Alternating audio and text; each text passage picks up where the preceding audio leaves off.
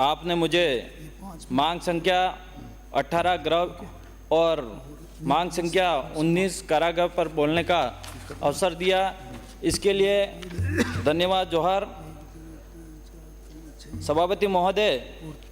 आज पूरे प्रदेश की कानून की व्यवस्था को लेके बात हो रही है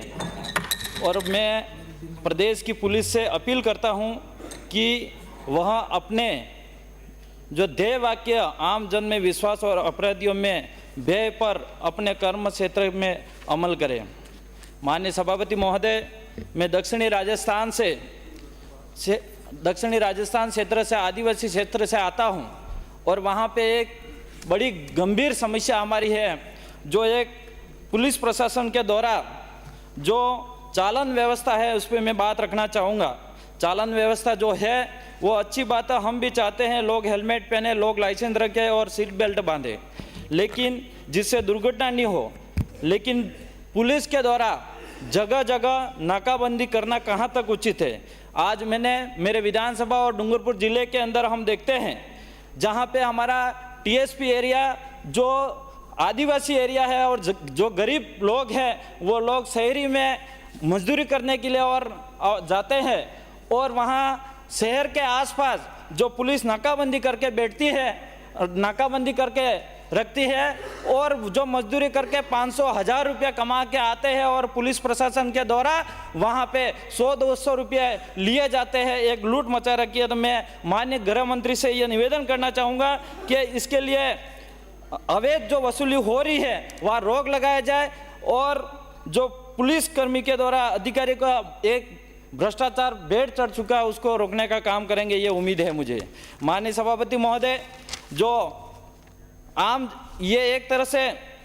ध्येय वाक्य जो मैंने बोला था, ये आम जन में डर और अपराधियों में विश्वास नाम बनकर रह गया ऐसा लगता है, क्योंकि आज की तारीख में हमारे डूंगरपुर जिले के अंदर कई थाने ऐसे हैं जहाँ पे आदिवासी का कोई समस्या होती है या कोई डराया जाता है या धमकाया जाता है तो थाने के अंदर रिपोर्ट करने के लिए जाते हैं तो वहाँ एफआईआर दर्ज तक नहीं होती है। 2-2, 4-4 घंटे तक, 1-1, 2-2 दिन तक एफआईआर नहीं काटी जाती है। वो हमारे आदिवासियों के साथ भेदभाव होता है। तो मैं ये चाहूँगा कि हमारे आदिवासियों के साथ भी न्याय किया जाए और जो भी आदिवासी नहीं वहाँ पे एसटी, एससी, ओबीसी और जो जनरल समाज से गरीब होता है उनको भी नहीं देखा जाता और जो अमीर परिवार से होता है, जो एक सीआईएसपी से बात करते ही तुरंत एफआईआर गरीब पे की जाती है और उसको मुकदमा कर दिया जाता है और जेल के हवाला भेजा जाता है। तो सभापति महोदय, मैं निवेदन करना चाहूँगा कि स्पेशल गृह मंत्री से निवेदन है, स्पेशल इसकी टीम बनाई जाए और वहाँ पे हमारे ट्राइबल एरिया के अंदर क्या हो रहा है वो देखा जाए। माननीय सभापति महोदय, मैं एक और समस्या है जो पुलिस प्रशासन के द्वारा जो संगीन अपराधियों को पूछताछ के लिए पुलिस थाने में बुलाती है। हम कानून का समर्थन करते हैं, लेकिन कई निर्दोष लोग जो ऐसे रहते हैं जो थाने के अंदर 24 घंटे से अधिक अनावश्यक बैठाया जाता है। मैं ये उचित नहीं समझता हूँ, क्योंकि कई घटनाएं ऐसी मेरे विधानसभा और ट्राइबल एरिया के अंदर भी हुई है। 24-24 घंटे जिसका निर्दोष है, कोई भी गलती नहीं है, फिर भी थाने के अंदर बिठाया जाता है, वो भी कहीं न कहीं कानून का उल्लंघन है, ये मैं मानता हूँ। माननीय सभापति महोदय, अगर पुलिस प्रशासन उस पर कहीं न कहीं हमारी जो बात है ये रखेगी तो आम जनता के गरीब में राहत मिलेगी, ये मेरा मानना है। और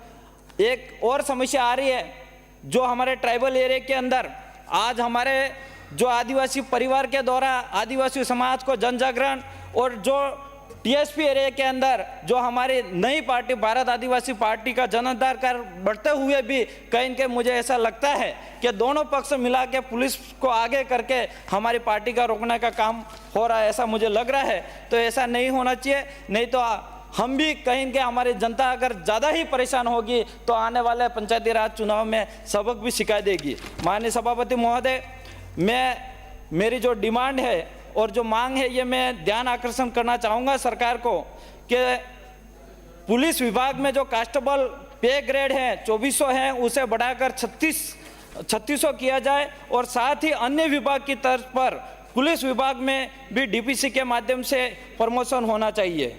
हमारे टीएसपी क्षेत्र में पुलिस विभाग में अच्छे उच्च अधिकारी हमारे वर्ग का होना चाहिए, जिससे हमारी आम जनता और अधिकारी के बीच में हमारी बिली भाषा में संवाद हो सके और आम जनता का दुख और दर्द समझ सके और इसका समाधान हो सके। माननीय सभापति महोदय, मैं एक ही बोल रहा हमारी पार्टी की तरफ से, दक्षिणी राजस्थान के आदिवासी क्षेत्र में जो भू माफिया, बजरी माफिया, मानव तस्करी, अस्पतालों में बच्चों की चोरी, उस पर किसी प्रकार से रोक नहीं होती है। और एक उदाहरण ताजा भी दे सकते हो, हमारे टीआईडी मंत्री को बुरा नहीं लगे, लेकिन उनके क्षेत्र के अंदर छोटे छोटे बच्चों की भी चोरी होती है और बेचा जाता, बड़ी दुख की बात है। माननीय सभापति महोदय, मैं जो मेरी मांग है, डूंगरपुर जिले में जो काकरी डूंगरी प्रकरण से संबंधित जितने भी मुकदमे दर्ज किए गए हैं, सभी मुकदमों को वापस लिया जाए। सरकार से यह उम्मीद है, आदिवासी का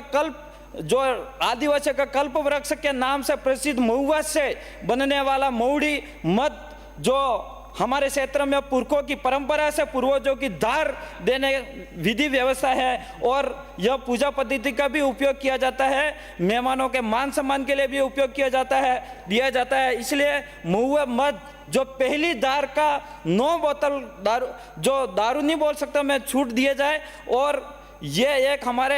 ये दारू नहीं, ये शरीर के स्वस्थ रखने के लिए दवाई है, क्योंकि इसका ताज़ा उदाहरण कोविड के अंदर, कोरोना के अंदर हमारे कई दवाइयाँ यूज नहीं हुई थी,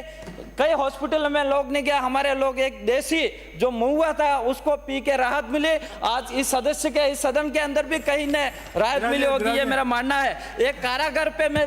माननीय विधायक माननीय अध्यक्ष, माननीय विधायक, इसीलिए आप चारों पहलवान हो रहे हो क्या? नहीं, माननीय कारागार पे मैं बोलना चाहूंगा, आज डूंगरपुर जिले के अंदर जो जेल है, इसके अंदर जो मूलभूत सुविधा होनी चाहिए वो मूलभूत सुविधा नहीं है। कैदियों के साथ जो बदसलूकी नहीं होनी चाहिए। और कारागार में अगर कोई कैदी किसी भयंकर बीमारी से ग्रसित है तो उसे कैदी को अच्छी चिकित्सा सुविधा उपलब्ध कराना अति आवश्यक है, लेकिन ऐसा होता नहीं है। माननीय अध्यक्ष महोदय,